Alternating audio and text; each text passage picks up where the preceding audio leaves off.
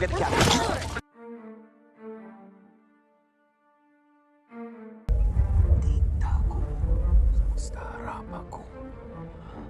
Film diawali dengan diperlihatkan seorang pria bernama Glass. Ia adalah orang Eropa yang menikah dengan salah satu wanita Indian dari suku Pawnee. Suku Pawnee merupakan salah satu suku Indian asli di antara banyaknya suku-suku Indian di Amerika. Saat ini, Glass bersama anaknya bernama Hawk sedang bekerja pada seorang pengusaha bulu hewan asal Eropa bernama Kapten Henry. Di sana, Glass bertugas menjadi penunjuk jalan di hutan Amerika. Siang hari, beberapa pria sedang asik berburu rusa di tengah hutan. Sayangnya saat asik berkemah, tiba-tiba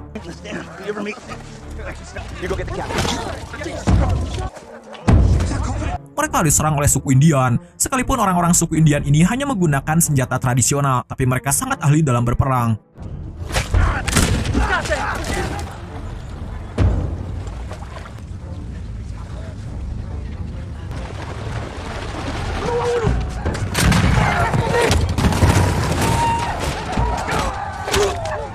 Satu persatu anggota mereka dibunuh menggunakan anak panah yang datangnya entah dari mana. Maka dari itu, dibanding bertarung, mereka semua memutuskan untuk segera kabur menggunakan perahu yang berada di ujung sungai. Masalahnya serangan musuh semakin agresif dan mereka semua dipaksa bertarung tanpa persiapan yang matang.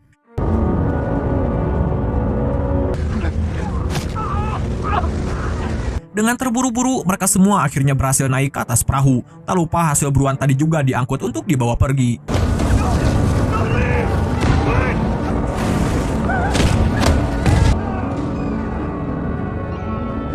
Sedikit info, para pemburu tadi mengira orang-orang suku Indian menyerang karena ingin merebut hasil buruannya, tapi dugaan mereka ternyata salah besar. Sebenarnya semua kekacauan ini terjadi karena sang kepala suku sedang mencari putrinya yang infonya diculik oleh para pemburu.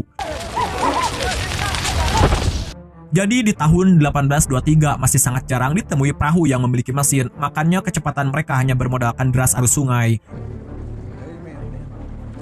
Berdasarkan pengamatannya, mereka semua takkan bisa selamat jika terus berlayar hingga ke ujung sungai, karena wilayah tersebut sudah dikepung oleh suku Indian. Mau tak mau, mereka harus turun di tengah jalan dan melanjutkan perjalanan melewati jalur yang berbeda. Salah satu anggota pemburu yang sok tahu bernama Fitz tak berhenti meledek ide tersebut karena dianggap mempersulit pelarian mereka. Tapi sebagai kapten, Henry sudah memutuskan untuk tetap mengikuti arahan Glass.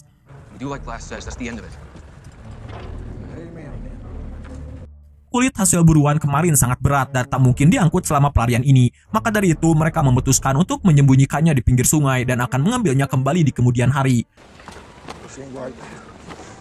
Mendengar keputusan tersebut, Pete semakin tak bisa menahan emosinya dan mulai mengumpat sana-sini.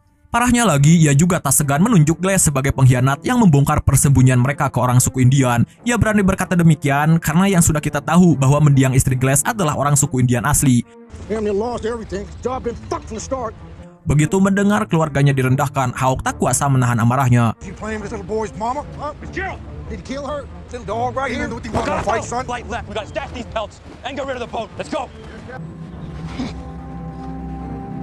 Malam itu, Hawk tak kuasa menahan air matanya karena harus melihat ayahnya terus direndahkan oleh Pitts. Tapi sebagai ayah, Glass mencoba meyakinkannya untuk tetap bersabar.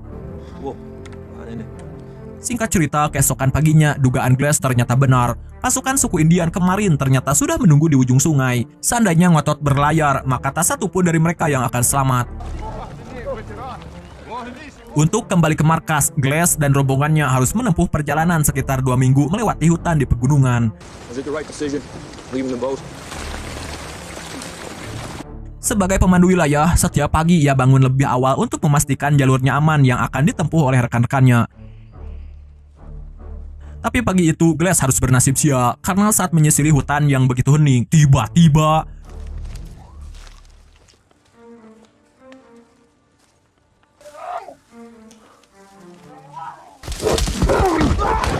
ia diserang oleh seekor beruang.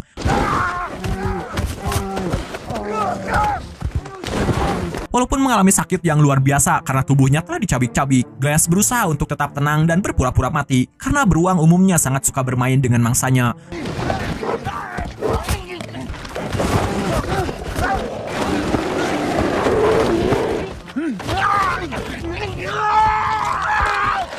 Dan begitu perhatian si beruang teralihkan, diam-diam ia segera mengambil senjatanya. Namun pada akhirnya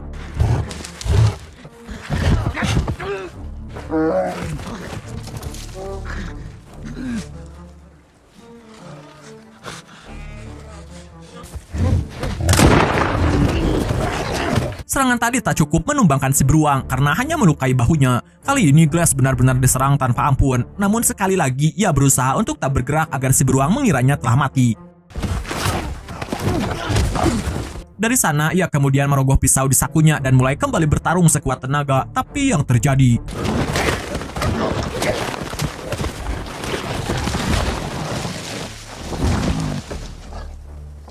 tak lama kemudian, Henry dan kawan-kawannya berhasil menemukan keberadaan Glass berkat suara tembakan tadi. Tapi kondisinya sudah sangat memprihatinkan. Fitz sendiri bukannya bersyukur karena rekannya berhasil selamat. Ia malah bilang harusnya Glass tadi bertarung tanpa senjata karena suara tembakannya hanya akan memicu kehadiran suku Indian. Tentu saja mendengar itu Hawk marah besar. Di sisi lain, Kapten Henry segera menjahit luka-luka di tubuh Glass yang sebenarnya hampir mustahil untuk disembuhkan.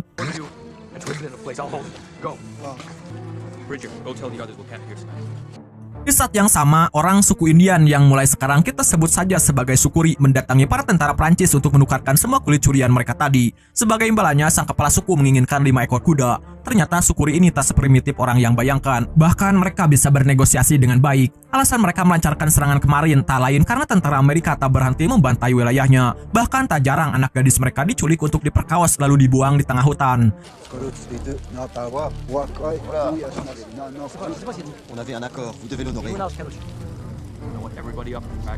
Sekalipun sudah hampir mati, Kapten Henry nampaknya sangat menghargai nyawa Glass karena dianggap terluka akibat mencari jalan yang aman bagi mereka. Maka dari itu, semua anggota tim harus mau bergantian untuk mengangkut tubuhnya hingga sampai ke markas.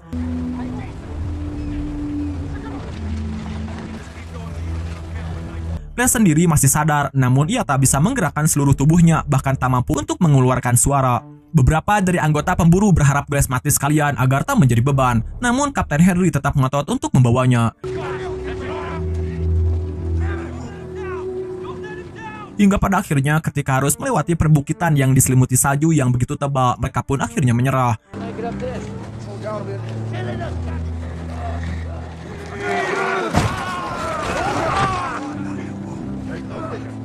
Dibanding ditinggalkan di tengah hutan dan mati secara perlahan, Kapten Henry berencana untuk mengakhiri penderitaan Glass saat itu juga dengan cara membunuhnya.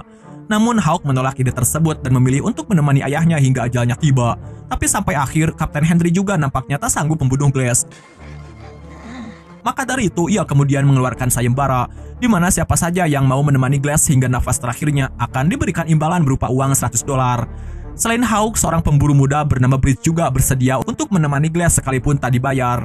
Di sini Pitts melihat sebuah kesempatan, di mana ia juga bersedia untuk menetap, karena dengan begitu nantinya ia akan mendapatkan bayaran penuh dari upah yang ditoleh oleh Hawk dan Bridge. Kapten Henry sebenarnya agak curiga akan tingkah Fitz, sampai-sampai tak berhenti memperingatkannya untuk merawat Glass dengan sepenuh hati. Singkat cerita, Kapten Henry dan rombongan yang tersisa melanjutkan perjalanan, sedangkan Glass dan putranya ditemani oleh Bridge dan Fitz menginap di tengah hutan hingga ajalnya menjemput. Di sana, hampir tiap malam Glass mengingat kejadian pembantaian yang menewaskan istrinya, bahkan masih mengisahkan luka bakar di wajah putranya.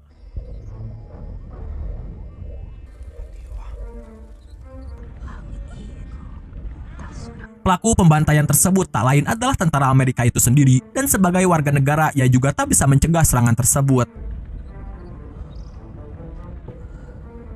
Berbanding terbalik dengan Glass yang jatuh cinta dengan orang suku Indian, Pete sendiri masih menyimpan dendam ke mereka. Bagaimana tidak, karena kepalanya pernah dikuliti hidup-hidup, makanya ia hampir botak sebelah. Singkat cerita, siang itu saat Hawk dan Bridge pergi berburu makanan, Pete bertugas untuk menjaga Glass yang terbaring tak berdaya. Tapi bukannya merawatnya dengan sepenuh hati, ia malah menggoda dan memaksanya untuk bunuh diri dengan alasan agar nyawa putranya bisa selamat karena tak lama lagi Sukuri akan melewati lokasi mereka.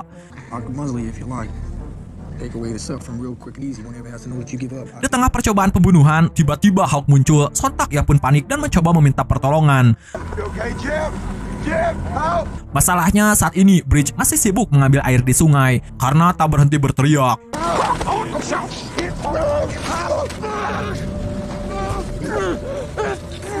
Betapa sakit hatinya Glass saat menyaksikan hal tersebut, tapi ia juga tak bisa berbuat apa-apa.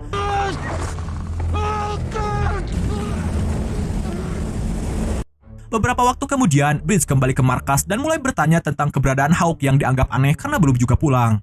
Namun Pitts yang pandai berbohong mengatakan kemungkinan ia tersesat saat berburu, padahal sebenarnya jasad Hawk sudah ia sembunyikan di tengah hutan. Keesokan paginya, Bridge dibuat kaget karena Pitts tiba-tiba bilang 10 menit lagi orang-orang Sukuri akan melintasi lokasi mereka. Ia juga bilang kemungkinan Hawk mati saat berburu kemarin. Walaupun dalam situasi yang sangat mendesak seperti ini, Bridge tetap ngotot untuk menolong Glass. Karena kesal, ia kemudian menariknya ke liang lahat lalu menguburnya dengan paksa. Bridge sebenarnya tak tega akan keputusan ini, namun ia juga khawatir akan keselamatan dirinya. Maka dari itu, ia meninggalkan tempat minumnya sebagai permintaan maaf ke Glass. I'm sorry. Singkat cerita, keesokan paginya, Glass mencoba bangkit namun tetap saja ia belum sanggup berjalan karena kakinya patah akibat ditindih beruang.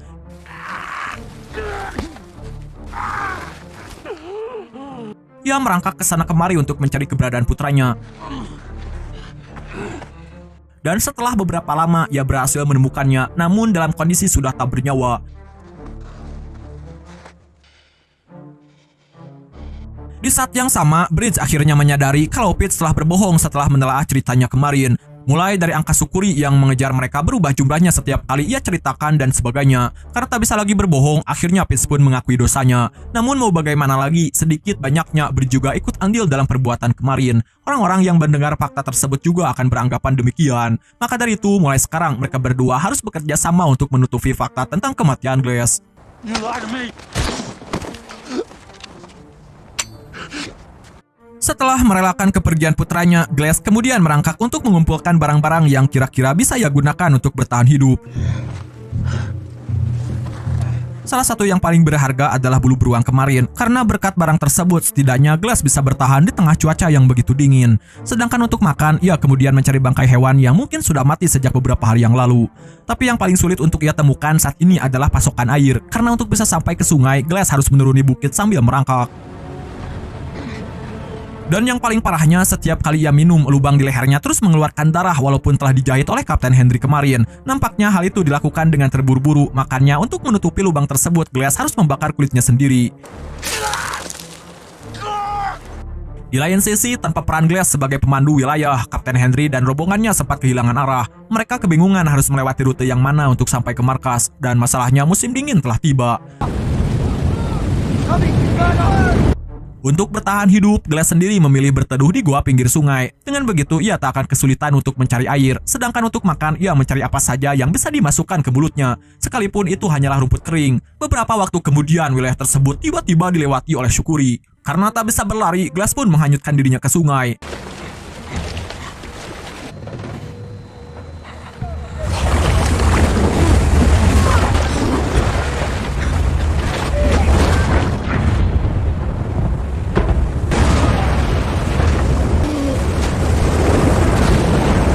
Sekalipun aksi tadi hampir merenggut nyawanya, tapi pada akhirnya ia berhasil selamat. Kini pakaiannya basah kuyup, sedangkan suhu sedang berada di bawah dingin-dinginnya. Di lain sisi, Pitts saat ini tak sengaja melewati sebuah perkampungan suku Indian yang habis dibantai oleh tentara Amerika.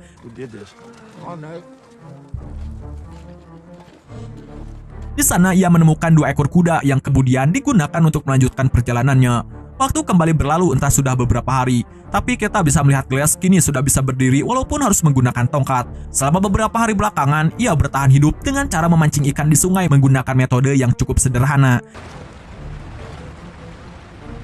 Saking lamanya tak makan daging segar, ia bahkan memakan tangkapannya hidup-hidup. Hingga pada suatu malam saat asyik beristirahat, ia tak sengaja mendengar suara. Begitu ditelusuri, ternyata ada orang Indian yang sedang asik menyantap daging bison. Karena kelaparan, Glass pun memohon agar orang tersebut mau berbagi dengannya.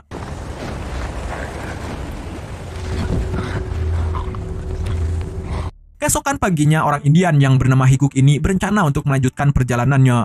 Namun begitu ia mendengar kisah Glass yang keluarganya dibunuh oleh rekannya sendiri, membuatnya cukup tersentuh. Makanya ia kemudian mengajaknya untuk berkelana bersama. Dengan begitu, Glass tak perlu lagi repot-repot berburu ataupun berjalan, karena sekarang bisa berpergian menggunakan kuda. Dan masalahnya, luka di pundaknya ternyata tak kunjung sembuh karena tidak tertutup dengan rapat. Dan jika dibiarkan, lama-kelamaan akan mengalami pembusukan. Singkat cerita, beberapa waktu kemudian, Pitts dan Bridge akhirnya berhasil sampai di markas. Namun sebelum memasuki wilayah tersebut, Pitts mewanti-wanti agar rekannya tak buka mulut soal kematian Glass. Dari sana, mereka kemudian menghadap Kapten Henry untuk mendapatkan upah yang dijanjikan. Dengan santainya, Pitts mulai mengarang cerita agar kematian Glass terdengar masuk akal dan terkesan heroik. Makanya Kapten Henry tak berhenti memuji mereka berdua, tapi hal itu membuat Pitts semakin muak dengannya. Di lain sisi, karena luka-lukanya tak kunjung mendapatkan perawatan yang memadai, kondisi tubuh Glass tiba-tiba kembali menurun sampai mengalami demam tinggi. Masalahnya, cuaca juga sedang tidak bersahabat, makanya untuk menyelamatkan nyawanya, Hiku kemudian memotong beberapa ranting pohon untuk disusun menjadi sebuah tenda agar Glass tak kedinginan di tengah derasnya badai. Luka-lukanya juga diobati dengan cara tradisional agar tak mengalami infeksi. Akibat demam tinggi, Glass sempat jatuh pingsan. Ia pikir dirinya sudah akan mati karena sempat bermimpi bertemu putranya.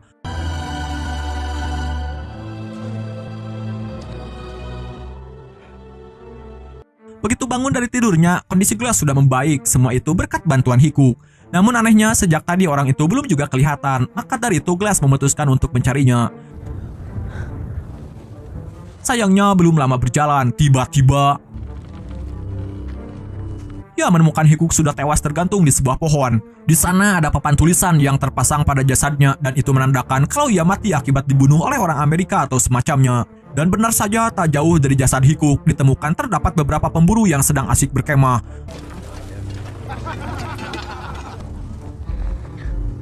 Hampir seharian, Glass memantau mereka dari jauh dan mencari celah agar bisa merebut kembali kudanya. Tapi saat akan beraksi, tiba-tiba ia tak sengaja melihat seorang wanita suku Indian yang menjadi korban penculikan. Parahnya lagi, wanita itu dipaksa menjadi pemuas nafsu dari para perampok. Karena tak tega, ia pun langsung menolongnya.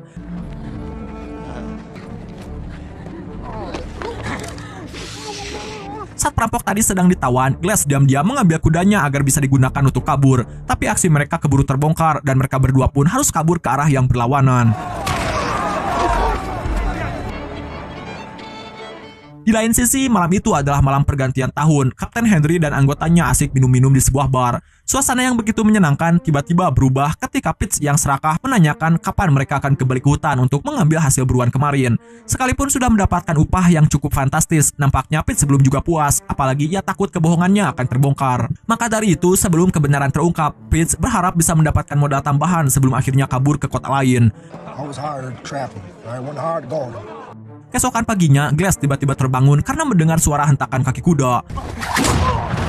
Ternyata para perampok kemarin berhasil mengikuti jejaknya, dan kali ini mereka datang penuh dengan persiapan.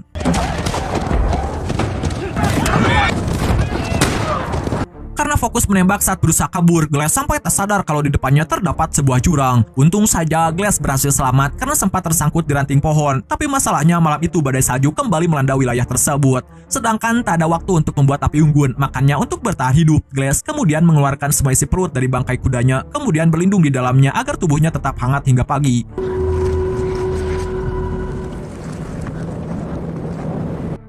Keesokan paginya, Glass bangun dengan kondisi yang cukup bugar, sekalipun berlumuran darah. Ia tetap berhasil selamat dari derasnya badai.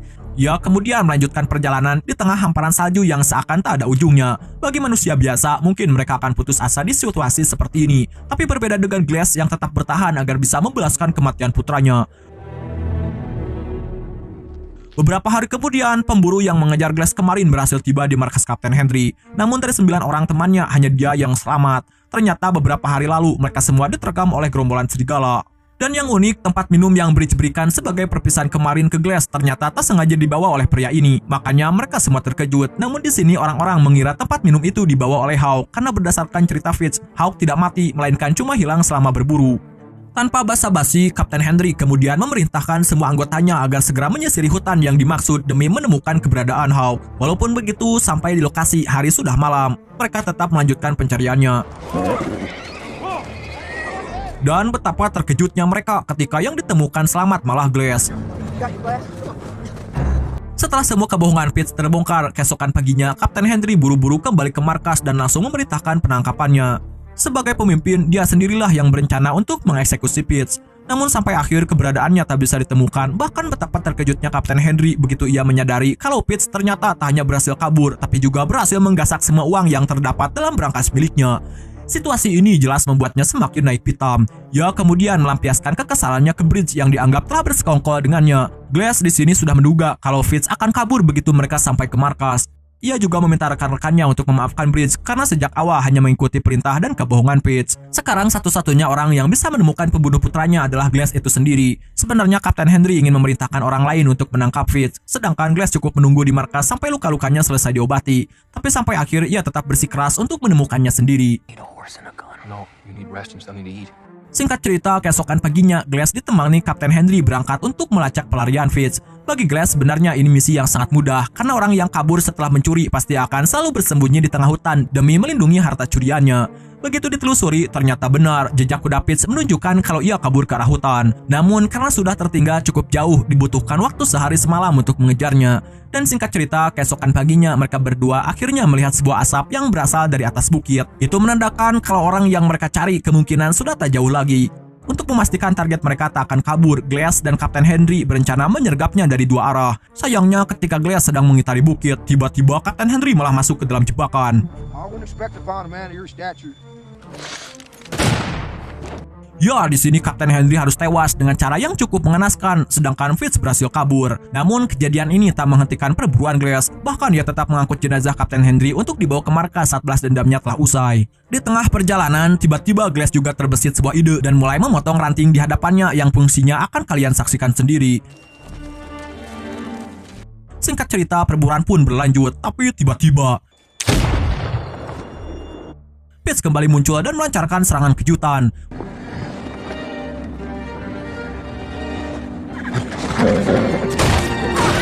Pundak Fitz terluka parah, tapi ia masih berhasil kabur ke tengah hutan. Sempat terjadi aksi saling tembak, hingga pada akhirnya karena kehabisan amunisi, Fitz kembali kabur ke tepi sungai. Namun karena luka tembakan di bahunya terus mengeluarkan darah, ia pun tak punya pilihan lain kecuali menghadapi Glass secara langsung. Dua jari Fitz terpotong akibat serangan tadi, tapi ia tak putus asa dan kembali melayangkan serangan. Tanya berhasil menikam paha Glass, Fitz juga menggigit kupingnya hingga putus. Tapi pada akhirnya,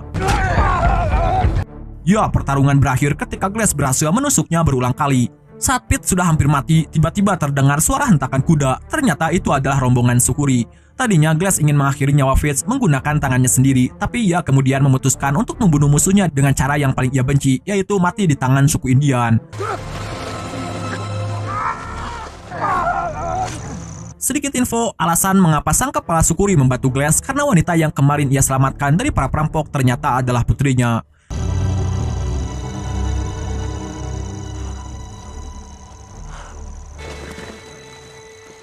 Okelah dulur, dan film ini pun